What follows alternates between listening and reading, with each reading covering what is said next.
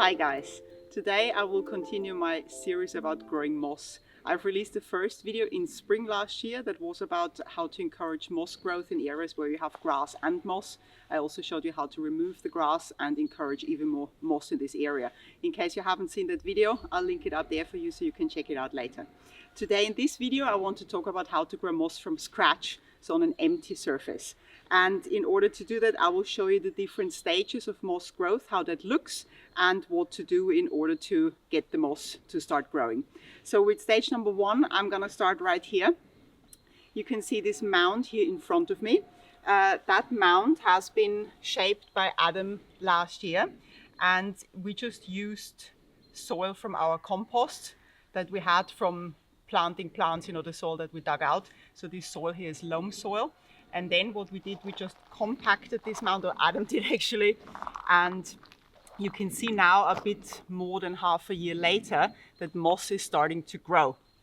And how you can recognize that is if you're looking closer here, you will start to see little spots or patches where the soil starts to become green, like you can see here. So there are little areas where you see it's getting greenish. And it looks even a bit like here, a bit like a feathery almost, or like fluffy. And this is how moss growth is starting. And that brings me to the key point number one, which is moss needs a compact surface to grow. So moss, as you may know, can grow pretty much anywhere. You see moss growing on soil, you see moss growing on rocks, on trees. As long as the conditions are right, moss will most likely start to grow. So condition number one that is important to get right is a compact soil or compact surface. By compact, I mean soil like this loam type of soil. Also, for example, clay soil would work. That is really hard and doesn't move around a lot, so where the surface doesn't really change too much. If you had, for example, a very sandy kind of soil, moss would probably have a hard time starting to grow there because the surface will move around a little bit. So how do you make the soil compact? What we did here, after bringing buckets and wheelbarrows full of soil, we just stepped on it. That's one option. You could also put a plank on it and step on the plank to get the soil compact, or you could just use the backside of a spade and tap the soil or hit the soil with the backside of the spade to get it to that compact stage. Over time, especially for us here over the winter, usually this settles even more, so it may shrink a little bit, but that's fine for the moss. It will still start to grow if all the conditions are right. So step number one, you need a compact surface.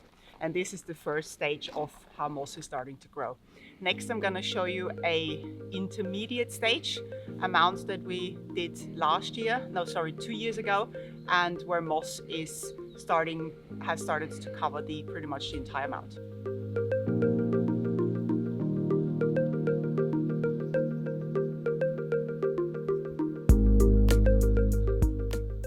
In this area, we started to shape these mounds just under 2 years ago, and we did the same. So we had, in this case, soil delivered, but then we compacted the soil by using spades and by stepping onto it to prepare it for the moss.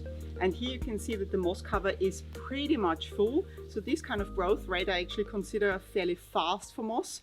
And in this area, brings me to my second point, where you can see the difference that shade actually makes. So this mound here, and also this bit behind me, gets shade most of the time. And this is why the moss growth here is a lot faster than in the area back there, which I will show you in a minute, which gets a lot more sun.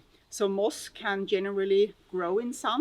Some mosses anyway, some maybe not so much, but it's certainly easier for the moss to grow in shade, or at least grow in partial shade. So that's the second condition to get moss to grow. So I'll also show you a close-up of this moss that we have here. And you can see, maybe Adam can come closer with the camera so you can see it properly. You can see that it has covered pretty much all of this area. There are little patches in between where there is no moss or not a lot of moss growth yet, but generally you can see this is all becoming green, which is really beautiful.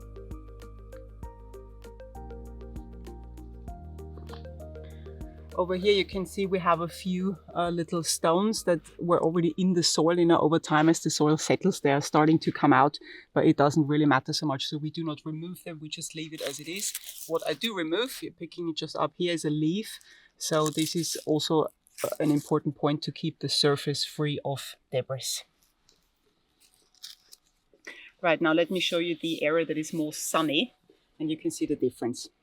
So we're now a bit further back, and this area here gets an intermediate amount of sun, so it gets a lot less sun, a lot more sun than the area I just showed you, but a lot less sun than the last bit of this mound landscape.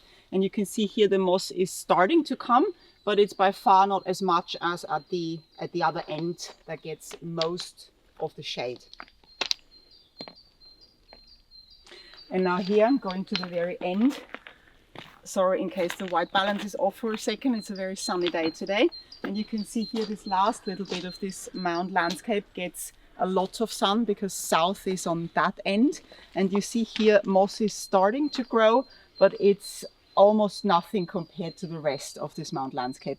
So here just again, I just want to show you how important shade or partial shade is for the moss. Last, I want to show you a mound that we created, I think it was about 3 or 4 years ago. And this mound is completely covered in moss, and that would be the last stage of the moss growth. And after that, I will also show you 2 alternatives on how to get to an area being covered in moss a lot quicker than waiting for the moss to grow.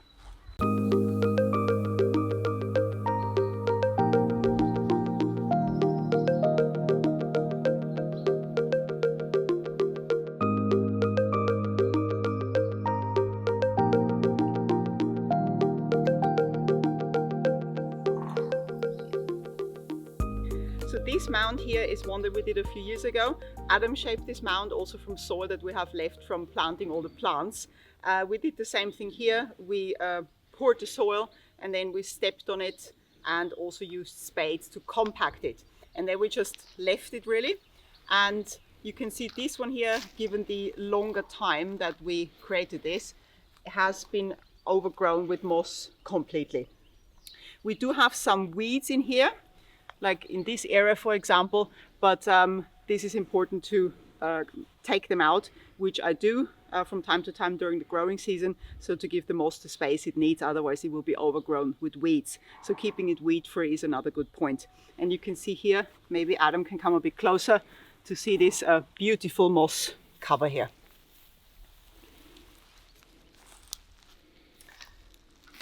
What is also very important when growing moss from scratch, I mean generally for moss, but also when growing it from scratch, is to keep it moist.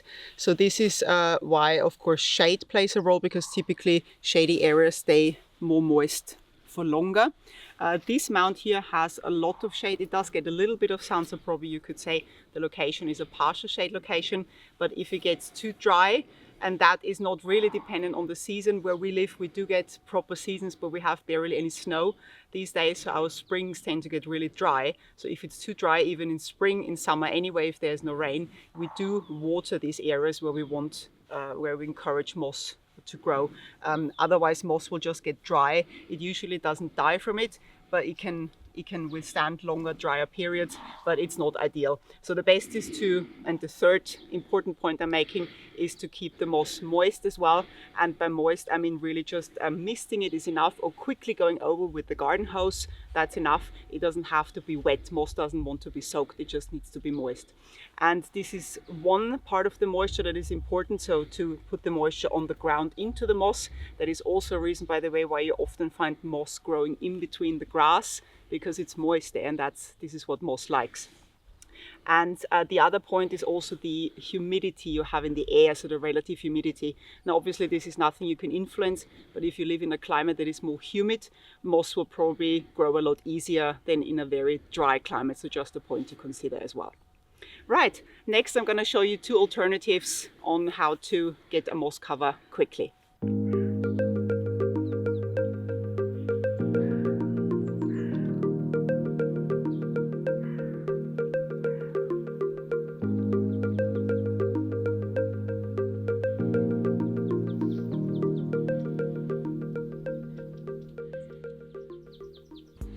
The alternative for areas where you want to have a moss cover very quickly is to plant Irish moss. You can see an example of Irish moss here. So Irish moss comes in little pots, and probably maybe you can get it in different sizes depending on where you live. It grows really just as a ground cover, so very, very low. And it does develop tiny little white flowers in springtime. And that's because Irish moss, despite the name, is actually not a moss. Irish moss is just a normal plant. But Irish moss grows in shade, in partial shade, and also in sun. So not only in general as a moss replacement it can be grown, but also in areas, and this is what we tried here, where we do get a lot of sun and where moss has hard times to grow. So at the moment, the color you saw, it's a bit brownish. That's normal here where we live in winter. In summer, it turns green again, and over time it grows larger and larger. I did make the experience that sometimes the middle bit dies off and then regrows again. This happens. And also it does seed out quite a lot. So we found little patches here and there a couple of years after planting it. So that's alternative number one. For alternative number two, I'll go back to the mound where we started and I'll demonstrate how to work with that. Okay, the second alternative, which is an ideal alternative and which is done in Japan a lot, is to buy moss. So moss, there are different types, obviously you can buy. This is sheet moss. This is actually moss I have taken from some friends' winter arrangement. This is typically what I do every year because often, winter arrangements come with moss, and I always salvage the moss. I'm like, oh, can I have your moss? So when you buy it, it usually comes in smaller crates. And this one here is sheet moss. You see it's very thin, and you can see it here on the surface. It's a little bit dry, but that's fine. And underneath you can see the so-called rhizoids. So they look like roots, but moss technically doesn't have roots. It just attaches to the ground with these rhizoids. Now moss types that do have those, they will draw nutrients through these rhizoids, but also they draw their nutrients through moisture in the air. And this is also why it's so important for moss to be in a moist environment. In case you live in an area where it's easy to source moss, that's great. So maybe nurseries provide it, or maybe you can buy it online. Here where we live, unfortunately, moss is not available in nurseries. I did, however, one day order it from Amazon, and that arrived in a perfectly fine condition. So I was really happy about that. I did, however, have a failed experiment in the past, and I'll tell you about it whilst I show you how to put these sheets of moss down. So what I will do here on this mound, I will put these pieces of moss down here at this front bit, because this front bit gets most of the sun, because south is that side. And what I will do, it's very easy. So just you have your bare soil or your hard surface, and basically you just place the sheets of moss and press them down. And normally that's enough. This is all you have to do, other than watering it at the end. However, it can be that there's, for example, a strong wind and it blows your moss sheets away. That's before they get attached to the ground they're on. This will happen over time. So this thing with the wind, we had quite a windy week last week, and it actually happens that these pieces, I find them somewhere else. So what I do in order to avoid that is use pins. This is what I'm going to show you. These pins are pins that come with the weed foil, and you could just use any kind of pins you have. They don't have to be that big, but I had those and I'll show you with those. And so you basically just grab a couple and just attach the moss or secure the moss to the ground depending on the size of the patch. Just put that in, just like so. It doesn't have to be in deep, that's fine. It's just to keep it in place until it attaches to the ground, really. So these pins, they can come out later again. The second reason why I'm doing this, and now I'm referring back to the failed experiment I mentioned with the moss I ordered a few years ago, is that what happened to me is that many birds in spring, when they are building their nests and they're looking for twigs, for moss and for other little things to build their little nests, what happened is that the birds took all this moss, they ripped it all apart. And in our garden, at least, this is what I kept experiencing with moss that I source and plant like this, that it starts to disappear over time because birds are taking it. So maybe in your garden or in your area you do not have this problem. In that case, this is a very quick way of growing moss, of covering an area with moss in a very short period of time. For us, it didn't work. So when I ordered it, I ordered this sheet moss, which I did attach even with a fruit net, and still that didn't help. And also I ordered cushion moss, which is like little bits of moss. It's like a blob, like a handful of moss. Looks really, really nice. But also those, unfortunately, the birds just took it all. So this is why typically in our garden we just try to grow as much moss naturally as possible. And that's also interestingly because birds do never take any moss that grows naturally. So from the mounds I showed you, there's never any moss missing from those. It's just moss that we plant like this when we get it from like winter arrangements or other flower arrangements. So that's a really interesting point and just something I wanted to let you know. Now I'll just put the last two on here. And what I do, in case you're wondering, you see I space them out a bit because moss will distribute and grow larger over time anyway.